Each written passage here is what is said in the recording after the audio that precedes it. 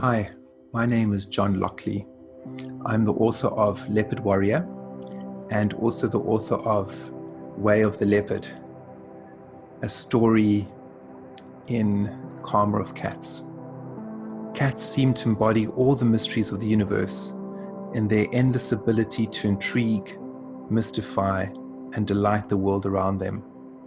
They possess an otherworldly quality, which is why no witch is complete without her beloved cat and broomstick, and no Egyptian priestess is complete without her trusted guards of warrior cats holding vigil in her quarters.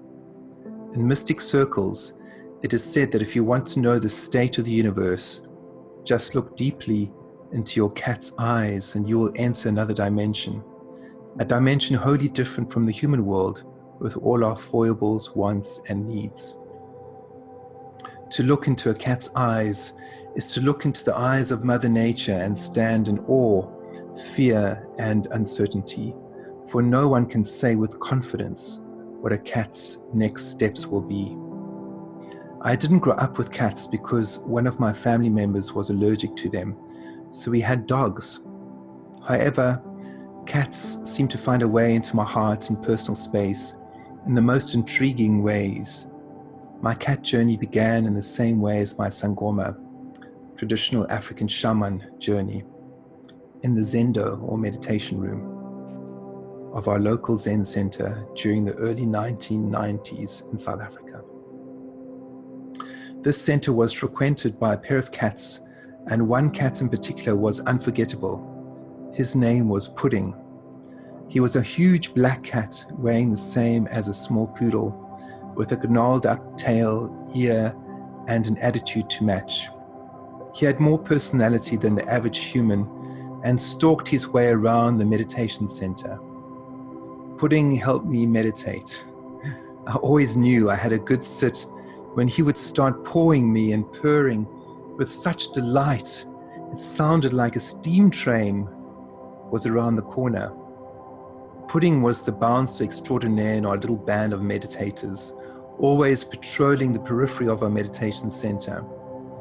When he felt someone's vibe was right for him, he settled in the lap of the lucky meditator. Occasionally, he would show his love and high esteem for us by bringing an assortment of mice and birds.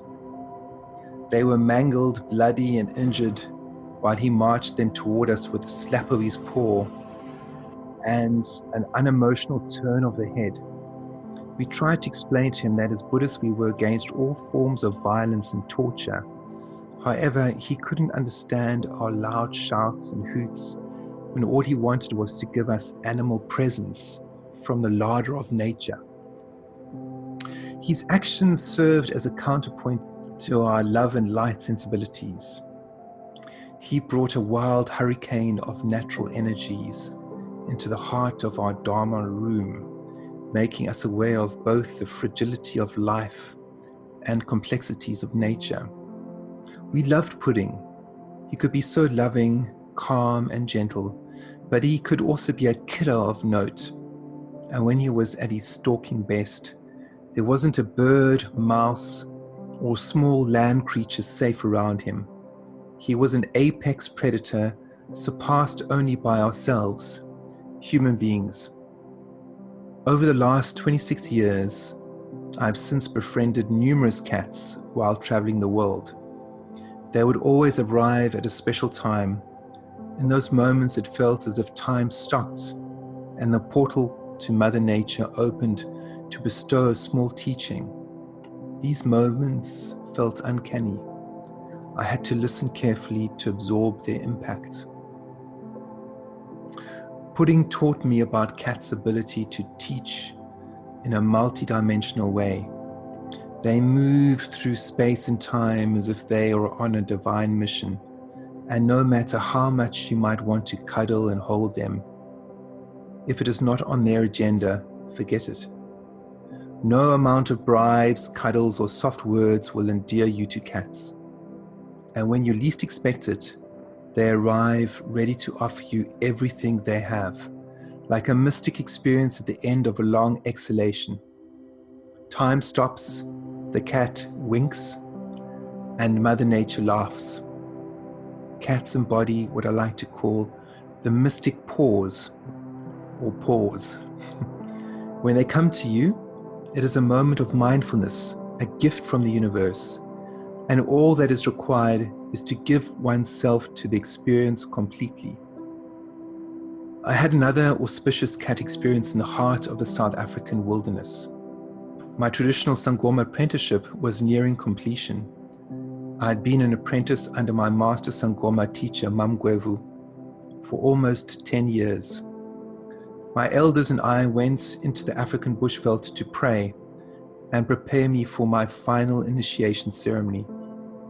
This involved going to the sea, river, and forest to invoke the spirits of nature to guide and protect me in my Sangoma vocation.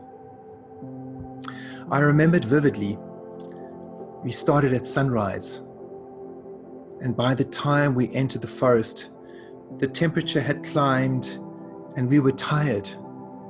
There was a particular tree that we were walking toward when everyone stopped talking, and one of the elder Sangoma women touched my arm and gesticulated wildly toward the tree.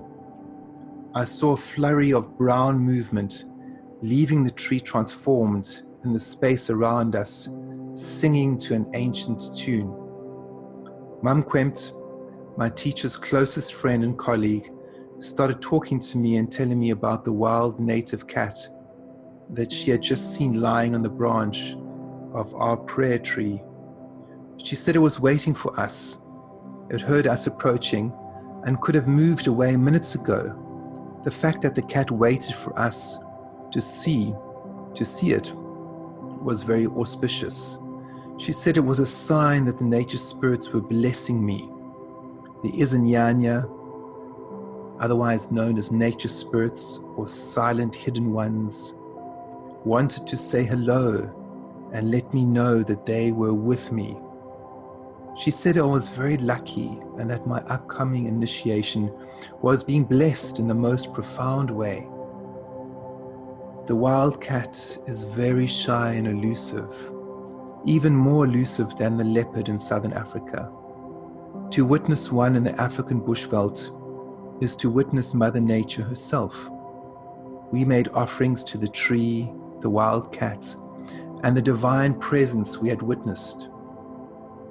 For grace had touched us that day, and I will always remember Mam Kwem's excited voice and quick hand movements tracing the cat as it moved back toward the forest like a nature spirit, manifesting and disappearing. Years later, I was called to Mexico after a series of dreams in South Africa. In the dreams, I saw Huichol medicine men dressed in the traditional way, a hallmark from a distant time. I discussed with my elders about going to Mexico. They thought it was a good idea, so I decided to go on a pilgrimage to Mexico. A few months later, I found myself in a yoga studio 2 hours from Mexico City under a pyramid in a rural area. I looked around the yoga room and started preparing the altar for my upcoming ceremony. In my mind, I was thinking about the trip and what was being asked of me. I paused, breathed, and turned around. In walked 2 white cats, pure white from the same litter. They were kittens and had this youthful way about them. They approached me with all the joy and exuberance of 6-month-old kittens and proceeded to follow me over the course of the entire weekend ceremony. During their quiet, purring moments and skittish, playful romps, they whispered to me teachings of innocence, trust, playfulness, and dignity. As I held them in my arms and breathed in their sweetness, I learned to trust more in my dreams and in the mysteries of nature, to bind us to her like a strong exhalation or a sea breeze that picks up momentum, turning into a tidal wave. The blessing from the wildcat in the South African forest followed me and pervaded my waking consciousness, guiding me in imperceptible ways. I was living in the United Kingdom around 2013, running retreats and trainings. I just had a terrible breakup with a woman I was in love with. Sadly, our relationship didn't work for a number of reasons, and we parted ways. As with most heartache, I was almost inconsolable. During this time, I was invited to teach in Holland and hold ceremonies with a number of other shamans from around the world. My heart was broken and in pieces, and I wondered how to move forward. All I could do was trust in the wind inside of me and continue to sing, pray, and dance. I led one of my first Way of the Leopard workshops in a tent on a hot summer day in Holland. I was joined in ceremony with a lovely medicine man from North America. I just made my earth altar, a circular bowl with earth in the center surrounded by African fabric. I lifted my arms and encouraged people to push their feet into the ground and shake their spines. I started to channel the teachings of the leopard and how they teach us to connect to our intuition, our wild selves, and nature. We danced with such abandon that I forgot about my flute near the altar, and I danced on it with a crashing, splintering sound. I stopped, looked at my precious flute now shattered, and thought, new beginnings. As I said this, a feral cat entered the room.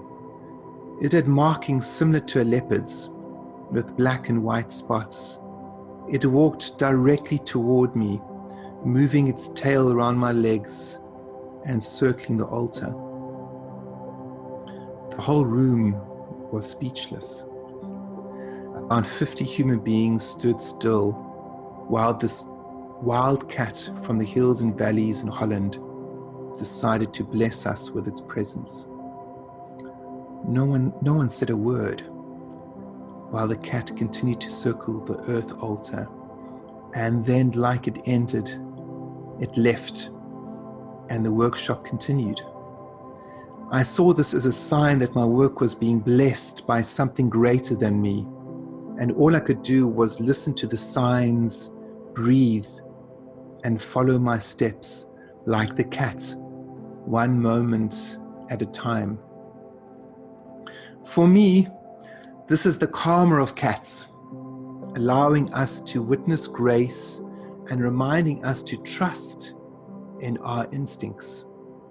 They teach us about spiritual independence as well as interdependence, nobility, and how to be mavericks. They teach us to create our own steps regardless of whether other people have walked in a particular direction or not. Cats don't care about the opinions of others. They walk in time to their own drumbeat, as dictated by their instincts, that sharp collection of senses, shaping their world and in turn being shaped by the world. If I ever feel lost or dispirited, I just cast my mind to my previous cat experiences and walk outside. There is always a feline friend walking among the urban jungle, reminding me through their presence that all I have to do is listen to my instincts and smell the wind.